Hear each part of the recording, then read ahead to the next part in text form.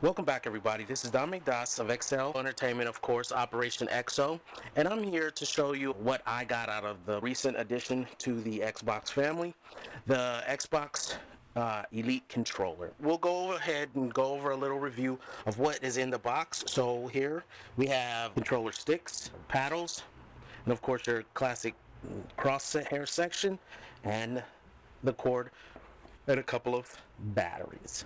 All right, now we have the controller. Now, first of all, I'm going to go over configurations for my controller just to show you the steps in which to do that. I played for about 4 days with all four paddles.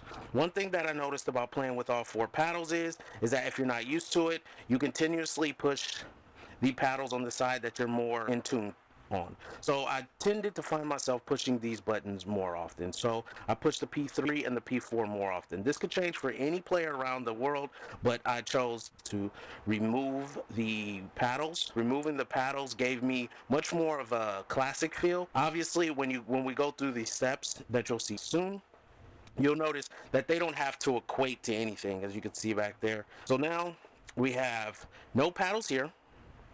Of course, these equate to how far the trigger goes down. So here I have it full for full down sight. And then I have it half here, which you see here. It's on a half. That's full and that's half. 2 clicks. And here is just goes down just a little bit so you can get more click, and of course that is my trigger button. Now what I did was, as you can see to the right side of my controller, I went ahead and I kept the two paddles, P1 and P2. P1 and P2 correspond to LB and RB, which you can see right here on the screen, which I'll go through this, but you can see it tells you the settings. Of course, the name of my controller is Extended Mayhem, which it is an extension of my Mayhem. And here is LB and RB. So I went ahead and placed them down here. That's just my preference. Any preference can do for anybody. But now that negates these two buttons, which I have not yet removed, but you can do that, as I will show you in the next step. I didn't change any of the buttons on top, and I didn't change the crosshair here. I really do like this digital look. The next step is that we're going to go through the process at which you can customize it to exactly how you play. Now, what we have here is the program that comes with the Xbox. At this point, as you can see, I have the new Xbox layout, so don't get confused about where it is or how it works, but it's just a new layout. Hopefully a lot of you guys will be getting it soon.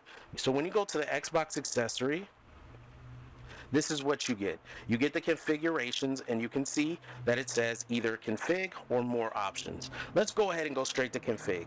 You can go to more options if you like, just to see what the options are. Everything is always limited when you're doing videos like this, so we don't have time to watch full-length videos. We try to cut it down, and here we'll just go straight in. If you go to config, it's going to give you a whole list on the left side of your screen as to what you want to config. So you can do config 1 in slot 1, configuration 2 in slot 2, or you can add your own new configuration.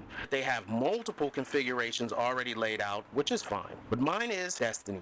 So let's just go to Destiny because these are my configurations. As you can see, my configurations are as such. So over here it indicates what the right stick configuration is, and then over here it lists what configuration is for the left stick. Of course, everything on the pad remains, and then it shows you that the paddles down here, what they correspond to, and then up here what everything else normally corresponds to. So let's look over here and see what it says over here for button mapping. Stick trigger and vibration slave slots for 1 and 2. You can also rename it. You can copy your configurations as you see fit. As we continue through, we're going to go straight into button mapping. Go ahead, push A, and of course it shows you A button, the controller button, map to A. You can map to A. So let's go ahead and do controller button A. Now controller button be A, B button B, X button, Y button, left bumper, right bumper. And it's saying that this is a controller A and this maps to controller A. Perfect, right? You get it? So if it's A button, but you really want to turn it to the B button, you just go ahead and say A button, map to B button. It'll show you over here what the changes are. Of course, you can restore and done. Let's go to stick configurations, the most important part of the whole thing. So right here it says stick configuration, and here it says left stick, right stick, triggers, vibration, and all the rest of those stuff. So you can swap sticks, you can invert right stick, you can invert the axes, you can swap the triggers back and forth. So these are quick options that you have. And of course, you have the left stick, which we're going to look at right now. So here's where it says for the left stick sensitivity. I have mine at aggressive. At the end of the video, I'll give you a quick synopsis of why I have my settings the way they are, but I just wanted to step through this real fast just to show you all of the logistics the Xbox Elite controller has. So here we have the aggressive. So aggressive here is controller movement, and then here is controller movement in the game. As a controller moves, it moves across. Hopefully you understand what I'm saying. Controller movement in a game. So as more. As more as I use the controller, the more movement in the game. So it's really aggressive. You also have default, delay, instant, and smooth. Here, let's look at all of them. You have the delay, instant, and smooth. Over here, it shows you different layouts, so you can get used to them. So we'll go to aggressive, and then you can try it out with the red showing exactly where you're going to end up. So let's try delay. So see, more stick movement, less in game. This is instant, so you see, instant, and then smooth, which I originally had because I thought maybe it would help, but I'll tell you at the end why I chose aggressive. There's only 3 settings. You can't really change in between, so you can't move it, you know, to your liking. Right stick is the same setup, same layout for you to check it when you get a chance, see how you like it. I use smooth on my right side. Let's go to trigger portion of it. So you can really fine tune your trigger. Right now it's at 100. You can put it down.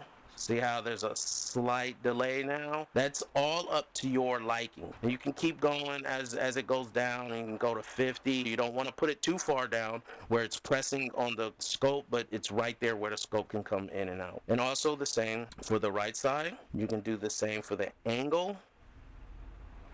And you can do the same for the amount. All of these things are really specific as to what it is you want, how you want it, and a lot of trial and error. So I really just stuck with the layout as is because it takes a little bit of time to adjust it according to every game. Vibration is easy. Xbox button brightness, obviously an easy one. Swap sticks, invert left stick, swap triggers, and of course done. So you do all of this, it saves it in your layout, and now we're back at the original screen. So what I'd like to say at the end of this all is my take on everything. So I'll start with the positives. The positives are that the controller is really, really fluid. It really has a great touch to it. Triggers are really, really smooth. They're really fast. They're really fluid. And sometimes I even forget that it's at that short spot because I'm moving so quickly, using the trigger so much that I don't really see the difference. Really good for hand cannons or being on spot with a lot of different shots. Second of all, I really do enjoy the textured sides, a lot less slipping around, and it does keep a good airflow through your fingers in case you play in a place like I do where it's really humid at times. The fingers can get a little sweaty, especially when playing in PvPs like Halo or Destiny or Call of Duty. Another great portion of it is the fact that I can swap between 2 configurations within a game. So if I switch to a game, I don't have to change anything. I just move right over. Battery life is great. Battery life is still the same. I don't see any difference in battery life, and it's on all day as well. The last thing I would like to say about the controller is that being able to change everything about it has been the most important part for me. So I will continue to change it, continue to change the controller as I grow into each game. Some of the negative portions of this controller and what I saw. Number one negative, some of the buttons do seem to impose on some of your gameplay, but that's something that your fingers have to get used to since they're not used to having buttons in some of the areas. Another thing that is really catching on, and I know it's something that people want me to talk about, is the simple fact that yes, the controller does slide slide to the right by itself. Let me repeat that. Yes, the controller does slide to the right by itself. I've seen it. I've even allowed it to slide to the right in game and off game, and it does slide to the right. Yes, that's one thing that does happen. On the other side of that, you can just stop it by clicking it to the left. It'll just go to the right, and then you just do that and it stops. To wrap all of this up into one is that it takes some getting used to. Some people are used to other controllers, but it does take a lot of time to get used to utilizing different buttons, utilizing the paddles, making sure that your fingers are in the right place. At sometimes it slips, but that's all preferential. But at the same time, it does take some getting used to. That is pretty much all that is negative about it. I would like to say that I am enjoying the controller itself, though, and I am enjoying being able to give you these videos and show you exactly how Extended Mayhem or the Elite controller is working for me. I really do enjoy everything about it, and I really hope that this video has opened your eyes. Hopefully we can continue to talk about everything down below in the comments, or we can talk about them on the page at Operation XO on Bungie.net. That's where we're located. I'm Dāmé, Operation XO, XL Entertainment. Please tune in, give a like, or at the same time, give us a view for all your friends. Share it, and of course, I will keep sharing the videos. Thank you.